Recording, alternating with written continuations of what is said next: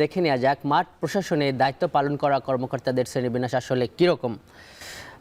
আমরা যেটি দেখছি যে মাঠ প্রশাসনের শীর্ষ কর্মকর্তা হিসাবে নির্বাচনকালে দায়িত্ব পালন করেন রিটার্নিং অফিসার এবং তার পরের যে ধাপে আছেন সহকারী রিটার্নিং অফিসার, তারপর প্রিজাইডিং অফিসার, সহকারী প্রিজাইডিং অফিসার এবং পোলিং অফিসার।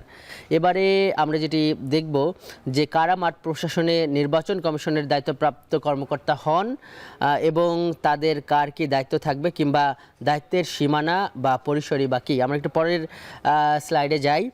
আমরা যেটি দেখছি যে রিটার্নিং অফিসার এটি নিয়ে বলা আছে এই গণপ্রতিনিধিত্ব আদেশ, এটার ৭ ধারায় এই রিটার্নিং অফিসার হন জেলা প্রশাসক, বিভাগীয় কমিশনার কিংবা নির্বাচন কমিশন থেকে কোনো কর্মকর্তা হতে পারে। এই দায়িত্বের পরিধি থাকে 2 বা ততোধিক নির্বাচনী এলাকা নিয়ে। এই রিটার্নিং অফিসারের যে দায়িত্ব থাকে এর মধ্যে দেখছি যে মনোনয়ন, বাছাই, বাতিল, বৈধতা, পুরো ভোট প্রক্রিয়ার তত্ত্বাবধানের দায়িত্ব থাকে এই আসনগুলোতে। প্রিজাইডিং, সহকারী প্রিজাইডিং এবং পোলিং কর্মকর্তা নিয়োগেরও দায়িত্ব থাকে রিটার্নিং অফিসারের। এবং বলা হয় যে নির্বাচন পরিচালনায় সাংবিধানিকভাবে সর্বসর্বা একজন রিটার্নিং অফিসার। আমরা এর পরের যে স্লাইডটিতে দেখব যে সহকারী রিটার্নিং কর্মকর্তার ভূমিকা, কার্যাবলী। আমরা দেখছি যে এটিও আরপিওতে অনুচ্ছেদ 7-এ রয়েছে কারা দায়িত্ব পান। দেখছি যে অতিরিক্ত জেলা প্রশাসক, উপজেলা নির্বাহী অফিসার, থানা নির্বাহী অফিসার, এরা সহকারী রিটার্নিং অফিসার হন।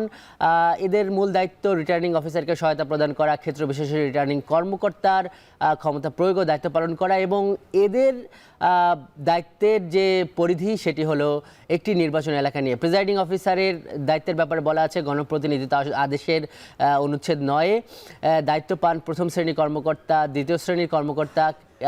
এখন আলোচনা হচ্ছে যে ব্যাংক কর্মকর্তারাও প্রিজাইডিং অফিসার হতে পারবে কিনা। আর দায়িত্বের মধ্যে আছে যে একটা ভোট কেন্দ্রের সার্বিক দায়িত্ব থাকে একজন প্রিজাইডিং অফিসারের ঘাড়ে। সরঞ্জাম গ্রহণ, বন্টন এবং সবশেষে ভোট গণনা এবং এই সমস্ত কিছু শেষ করে আবার সেই সরঞ্জাম রিটার্নিং কর্মকর্তার কার্যালয়ে ফেরত দেবার দায়িত্ব কিন্তু প্রিজাইডিং অফিসারের। এবং একটি ভোট কেন্দ্র থাকে এর কার্যাবলীর বা এর পরিসর, দায়িত্বের পরিসর হিসাবে। আমরা এ পর্যায়ে দেখছি সহকারী রিটার্নিং অফিসারের দায়িত্ব এইটি দেখছি যে এই সহকারী প্রিজাইডিং অফিসার হিসেবে দায়িত্ব পালন করেন সরকারি ও এমপিওভুক্ত শিক্ষকরা। দায়িত্বর মধ্যে আছে যে প্রিজাইডিং অফিসারকে সহায়তা করা। আর একজন সহকারী প্রিজাইডিং অফিসার একটি ভোট কেন্দ্রে একটি ভোট কক্ষের দায়িত্ব থাকেন এবং প্রত্যেকজন সহকারী প্রিজাইডিং অফিসারের অধীনে 2 জন পোলিং অফিসার থাকেন। তাদের দায়িত্বগুলো আমরা একটু দেখে নেই। সরকারি এমপিওভুক্ত শিক্ষক সহ বিভিন্ন বিভাগের সংশ্লিষ্ট গ্রেডের কর্মকর্তারা থাকেন। দায়িত্বের মধ্যে আছে যে ভোটারদের পরিচয় শনাক্ত করা, অমোচনীয় কালি লাগানো, ভোট প্রক্রিয়া সম্পন্ন করা, এগুলো পোলিং অফিসারদের দায়িত্ব এবং একটি ভোট কক্ষে 2 জন করে এই পোলিং অফিসাররা দায়িত্ব পালন করেন।